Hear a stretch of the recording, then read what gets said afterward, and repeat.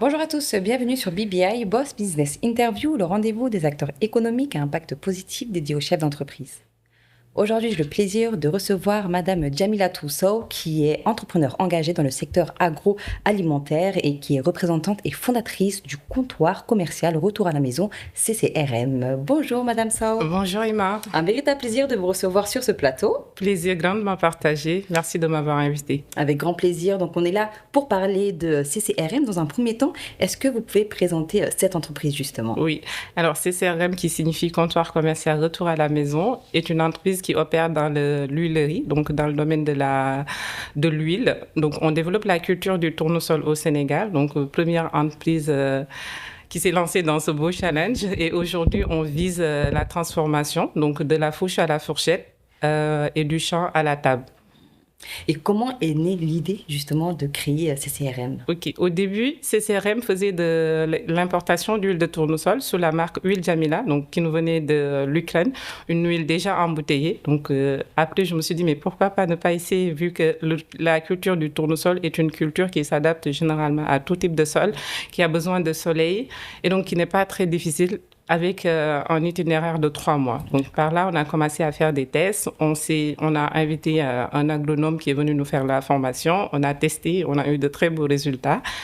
Et donc, c'est venu de là et c'est aussi pour créer un impact social parce que voilà, l'idée était de structurer une nouvelle filière qui nous permettrait en tout cas de diminuer les importations sur ce produit qu'on utilise d'ailleurs beaucoup et qu'il n'y avait jamais eu de production locale.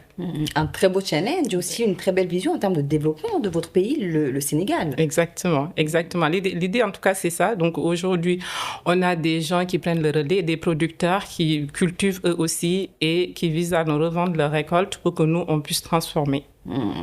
Une autre question aujourd'hui, quels sont les services que vous proposez dans le cadre du développement de la filière tournesol au niveau du Sénégal? On fait beaucoup de formations. Donc récemment, il y a eu avec un collaborateur qui forme en tout cas des jeunes. Et nous aussi, on se déplace de région en région, de village en village, en tout cas pour former des gens, pour informer sur le tournesol, pour que les gens puissent adapter en tout cas cette culture du tournesol. Et à ce jour, c'est combien de jeunes qui ont été formés par ça? La dernière cohorte a été de 100 jeunes formés, mais pour tous les villages qu'on a formés, on ne peut même pas les compter en tout cas. Donc on est parti sur Kaffrine, sur Sédhiou, dans les petits villages à côté de Ndiaganiao, tout ça pour former. En tout cas, on se déplace et on continue de se déplacer pour des formations. Félicitations pour ces belles actions. Merci. Donc c'est vrai qu'aujourd'hui vous avez une vision pour faire de CCRM un leader incontournable dans le domaine de l'huilerie. Est-ce qu'on peut revenir sur votre stratégie? Oui. Alors, pour moi, c'était important, en tout cas, de pouvoir le faire localement parce que j'ai connu l'importation et avec toutes les fluctuations du marché, l'idée, c'est de me dire pourquoi pas ne pas le faire. Oui, c'est très difficile, mais c'est bien possible. Donc, les ambitions que j'ai pour CCRM, c'est déjà de maîtriser le marché local, donc du Sénégal, pouvoir vraiment produire et qu'on puisse retrouver l'huile Jamila partout dans les grandes surfaces et dans les boutiques. Et après, pourquoi pas en proposer à l'Afrique de l'Ouest. En tout cas, on a déjà beaucoup de demandes dans ce marché qui, je pense que l'huile de tournesol aussi est très prisée. Ouais. Vous parlez de difficultés, justement, quels seraient les défis principaux que vous rencontrez dans le développement de CCRM? Moi, pour commencer, c'est déjà la disponibilité des semences. Donc, il faut savoir que, alors, c'est pas une culture très connue ni au Sénégal, déjà au Sénégal pas du tout, mais en Afrique aussi, à part la Côte d'Ivoire qui se développe mieux que nous, c'est pas une culture connue. Donc, avoir les semences a été un véritable défi. Et d'ailleurs, je tiens à remercier le ministère de l'Agriculture qui nous a beaucoup soutenus. Et donc, c'est déjà ça. Et aussi faire accepter cette nouvelle culture à nos collaborateurs agriculteurs et producteurs pour qu'ils puissent nous suivre. Donc, maîtriser l'itinéraire technique, savoir ce qu'il y a à faire. C'est une culture assez simple, mais en tout cas qui demande certaines exigences. Donc, c'est déjà les semences, la formation et après, je pense que si ces deux-là sont maîtrisés, il n'y a plus véritablement de problème. Des connaissances que vous avez réussi à acquérir au cours de votre expérience. Oui. C'est vrai que vous évoquez le développement d'autres dérivés du tournesol. Est-ce qu'on peut revenir rapidement sur ces dérivés, justement? Alors, en cultivant le tournesol, on a déjà le miel de tournesol qui est un produit, en tout cas, très prisé également. Donc, avec la pollinisation, on a beaucoup d'abeilles qui viennent. C'est normal, c'est une très belle fleur et donc très séduisante qui fait que Donc, on a l'arrivée des abeilles sans rien faire, donc ce qui peut nous donner en salade de ruche du miel de tournesol. Après ça, on a en tout cas, une fois que le tournesol, les graines sont transformées, donc décortiquées et pressées, on a du tourteau, donc pour l'aliment de bétail.